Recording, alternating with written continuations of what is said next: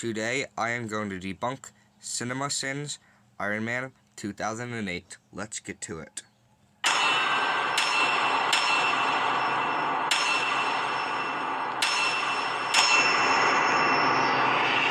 don't want to see this on your MySpace page. MySpace was a dated reference even when this movie came out.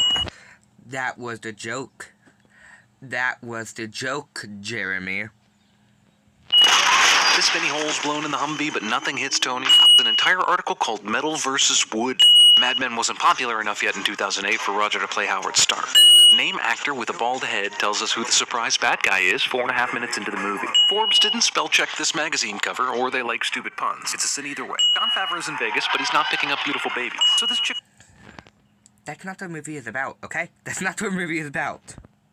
Was so turned on by how brazen Tony Stark was in asking her to bed that she got in the car and drove for 3+ hours with him to Malibu?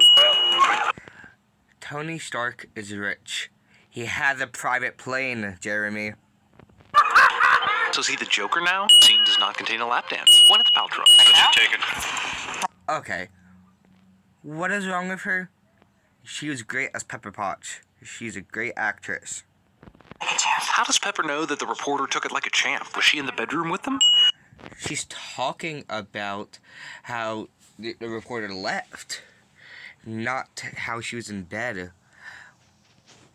I'm just your babysitter, and so, you know, when you need your diaper change, thank you. Let me know, and I'll get you a bottle. If you're using bottles when you change diapers, you are a terrible babysitter. Wait a minute, why does the bad guy insist on having Stark build the Jericho missile instead of just killing him immediately? We learn he's already got the connection to Obadiah, so he can buy Stark weapons under the table, so why not just buy a Jericho that way?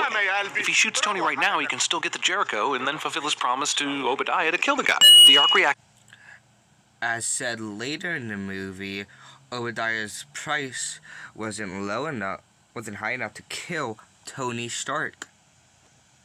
Is here, but then we see it, granted ever so briefly, but with that unmistakable blue glow when he shows Jensen the blueprints, which is before he's actually put the damn thing in his chest. That could run your heart for 50 lifetimes. Wait a second, is the reactor needed to keep shrapnel out of his heart or to power the thing?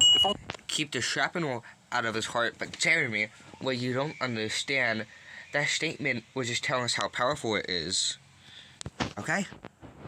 There was a shining, gleaming clue that could have tipped the terrorists off that Tony wasn't building a missile. And I will see.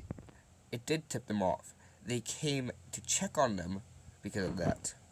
Them when I leave here. Jon Favreau forgets to show the Grim Reaper behind the sky to hammer home how doomed he is. Where did he get the hair gel? Someone forgot to tell this guy he has video cameras set up in this room. The only guy who actually keeps an eye on the video feed sees Tony doing some crazy robotic leg thing and goes in to call them on their but then just drops it and lets them get back to work. He gave him his due date because he was suspicious. He just didn't know what they were doing. Missiles don't have masks. This should have been a dead giveaway. If these guys had ever seen Hunt for Red October, they know to be careful shooting in a room full of missiles. So none of these guys even got one bullet anywhere near the giant eye hole? Did none of the flames of this explosion get through his eye holes either? I want an American cheeseburger. Well, then why the did you go to Burger King? Because, Jeremy, Robert Downey Jr. chose to put that scene in because when he was a drug addict, he had a terrible burger from Burger King, and that made him throw all of his drugs in the ocean. There you go, Jeremy. There you go. Actor division is starting enough until such a time. Well, you know, that's just like your opinion, man. This evil rich guy gets around on a Segway. Pepper yanks out the magnet Tony tells her not to take out, but then they both just forget about it and put the new one back in without a magnet. He tells her not to yank it out like that. He just wanted to pull it out gently. There's already a new magnet on the new arc reactor. That's pretty funny, but wouldn't serious injury or death occur from crashing face first into a concrete wall and then Comic book movie, Jeremy. falling from that height? Wait a minute, the coffee Pepper brought him back before he talked to Obi and then tested flight inside and then tested the flight of the suit outside is still steaming hot? Apple and Dell monitors sharing screen time makes my geek head spin.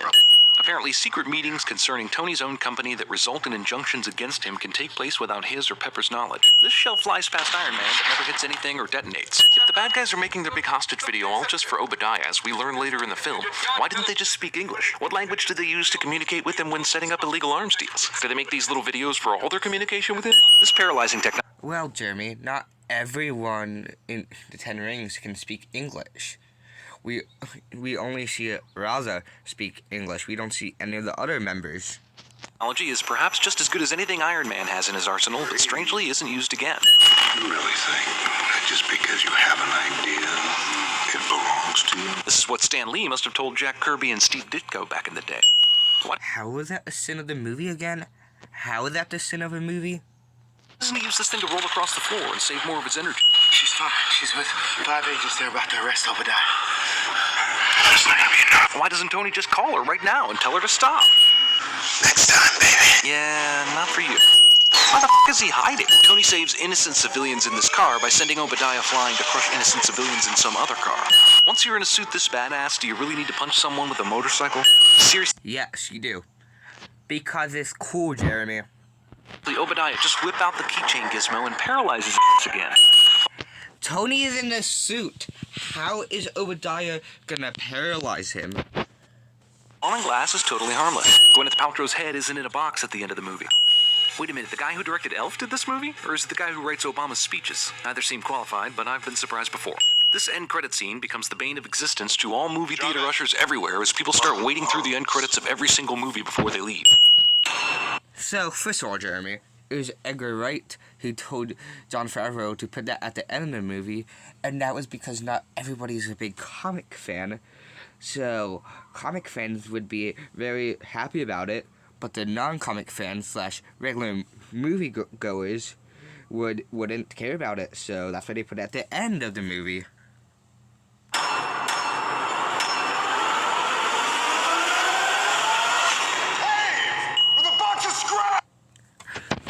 Well, as you can see, Jeremy is a complete idiot. Stay tuned for next video, The Incredible Hulk.